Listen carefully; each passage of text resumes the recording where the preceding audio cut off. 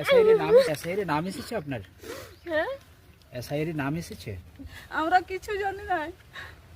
এখন আমাদেরকে বলছে তোমাদের এসআইয়ের নাম ওঠে না।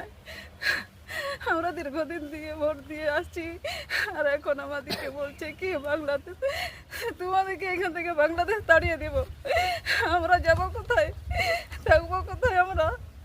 আমরা দীর্ঘদিন দিয়ে ভোট দিচ্ছি, তাও আমাদের হচ্ছে না।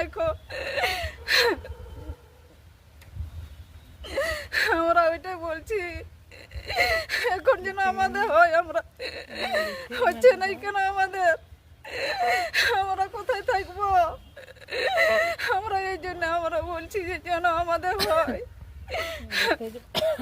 যাতে যেন আমাদের হয়। যেন কি নাম আপনার? আমার আনিমনি বনবো, বাড়ি কোথায়? ঝগড়াড়ি। পুরুলিয়া জেলার কাশীপুর বিধানসভা এলাকায় সম্প্রতি বহু সংখ্যক আদিবাসী মানুষের কাছে এসআইআর এর হিয়ারিং নোটিশ পৌঁছেছে। প্রয়োজনীয় নথিপত্রের অভাবে এই নোটিশ পেয়ে আদিবাসী পরিবারগুলির মধ্যে চরম আতঙ্ক অনিশ্চয়তা তৈরি হয়েছে। তাদের মনে গভীর আশঙ্কা জন্ম নিয়েছে। এই প্রক্রিয়ার মাধ্যমে ভবিষ্যতে কি তবে তাদের নিজস্ব এলাকা থেকে উচ্ছেদের কোনো পরিকল্পনা নেবে নির্বাচন কমিশন? এই ভয় ও অনিশ্চয়তার আবহে কাশীপুর ব্লকের বিভিন্ন প্রান্ত থেকে বহু আদিবাসী মা বোন এবার কান্নায় ভেঙে পড়ে।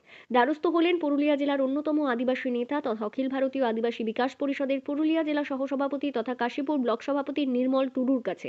তারা নিজেদের বর্তমান দুরবস্থা, আতঙ্ক ও আশঙ্কার কথা বিস্তারিতভাবে তুলে ধরলেন তাদের নেতা নির্মল টুডুর সামনে।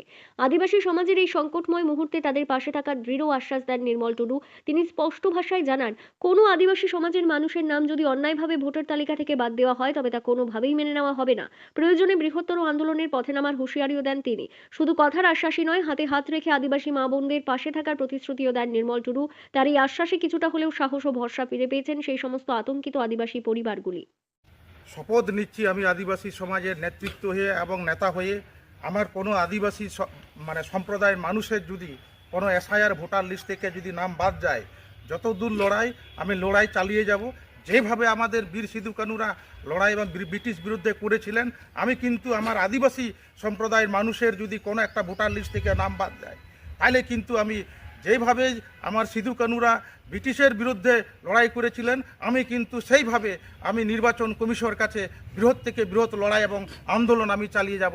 আজকে আমি এই আমার মায়ের কান্না দেখে, আমার মায়ের চোখের অশ্রু জল দেখে আজকে আমি শপথ নিচ্ছি। এর হাত ধরে আজকে ভারতবর্ষ স্বাধীনতা লাভ করেছে। এখানে আমরা যেভাবে আমাদের যে বীর পুরুষ যারা ভারতে ব্রিটিশ সঙ্গে যারা লড়াই করেছিলেন, আমাদের এখানে ধরুন তিলকা মুর্মুর থেকে শুরু করে সিধু কানু, ফুলো ঝানো, সেই ফুলো ঝানোর অংশই একজন হচ্ছে আমাদের আদিবাসীর মা বোনরা। আজকে আপনারা দেখছেন তাদেরকে ভারত সরকার, আমি মনে করি ভারত সরকার একটা আদিবাসীর পাশে দাঁড়াবে কি? ভারত সরকার কি করছে এখানে নির্বাচন কমিশনের মাধ্যমে আদিবাসীদেরকে বহিরাগতা এবং রোহিঙ্গার সঙ্গে তুলনা করা হচ্ছে। আপনারা দেখছেন ওনারা একটা ভারতবর্ষের আদি নাগরিক, যারা জল জঙ্গল জমির সঙ্গে তাদের রক্ত মাংস শরীর ওনাদের একটা সম্পর্ক আছে। সেই সম্পর্ক কি করছে এখানে ভারত সরকার, যেখানে বিজেপি পরিচালনা নির্বাচন কমিশন তাদেরকে আদিবাসীদেরকে বিভিন্ন রকমের মাধ্যম থেকে বঞ্চনা করা হচ্ছে এবং অত্যাচার করা হচ্ছে। এই অত্যাচার কিন্তু আদিবাসী যে মহিলা, যে অশ্রুর জল, যে চোখের জল, কিন্তু এনারা কিন্তু বুঝিয়ে দিবেন। এনারা ভারতকে আজ দীর্ঘদিন থেকে রক্ষা করে এসেছেন। আপনি দেখুন যে প্রথমত ইংরেজ বিরুদ্ধে প্রথম আদিবাসীরা সংগ্রাম করেছিলেন। কিসের জন্য সংগ্রামটা, আন্দোলনটা করেছিলেন? তখন তো কোনো গণতন্ত্র ছিল না।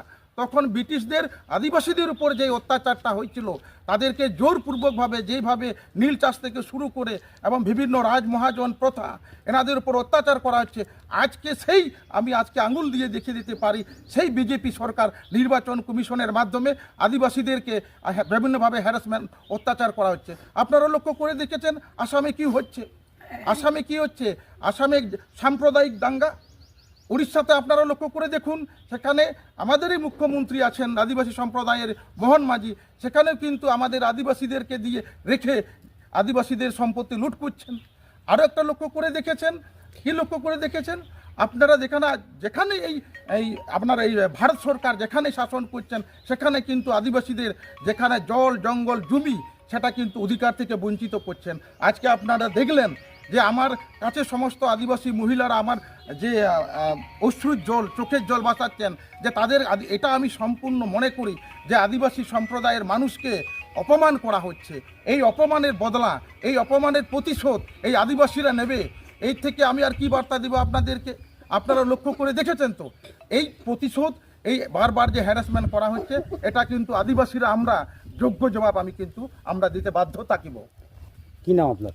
আমার নাম নির্মল টুডু, পুরুলিয়া জেলার অখিল ভারতীয় আদিবাসী বিকাশ পরিষদের ভাইস প্রেসিডেন্ট। আর এই যে কাশীপুর ব্লক, এই যে আমার কাশীপুরের ব্লকের যে মারা দিদিরা এসেছেন, এনারা হচ্ছে এই কাশীপুর ব্লকেরই আমি প্রেসিডেন্ট। বলছি এই সমস্ত মহিলাগুলো কথাকার কোন গ্রামের? এইখানে যে মহিলাগুলো আপনারা দেখতে পাচ্ছেন, এগুলো একটি গ্রামের না। এখানারা কি হয়েছে, এনারা যারা এসেছেন তাদেরকে কি হয়েছে, যে এসআরের যে নামটা ছিল, আপনারা জানেন আদিবাসী সম্প্রদায়ের মানুষগুলো কি হয়, বর্তমান সরকারের সুযোগ সুবিধা নেওয়ার জন্য তাদের কাগজপত্র, ওনারা যেন অফিস মহলা যদি ঘাটে দেখেন, আদিবাসীরা কাগজপত্রের উপর একটা গুরুত্ব দেয় না। এনারা কি করেন, যে এই লক্ষ্মী ভাণ্ডারের জন্য কিছু একটা কাগজপত্র সাবমিট করেছেন, এবং এই কৃষক বন্ধুর জন্য ব্লক এরিয়ারই আমাদের যারা এসআইয়ের থেকে নাম বাদ যাচ্ছে, এনারাই সেই মহিলারা আজকে। আচ্ছা, মূলত কি কি সমস্যা রয়েছে এদের?